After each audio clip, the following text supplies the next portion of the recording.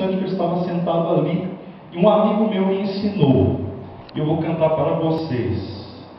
Sentado está o Senhor num alto e sublime trono, e as abas de tuas vestes cobrem o templo, e as abas de tuas vestes cobrem o templo.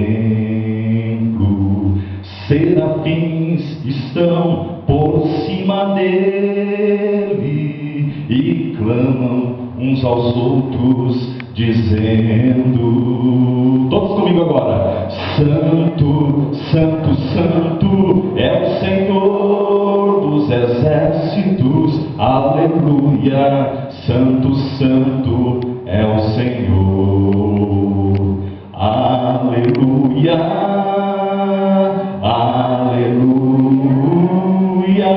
aleluia, aleluia.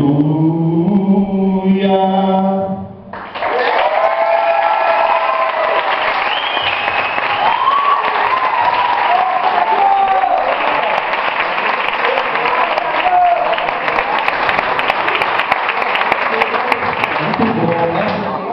Você sabia quem tem essa voz? Não? De você, né?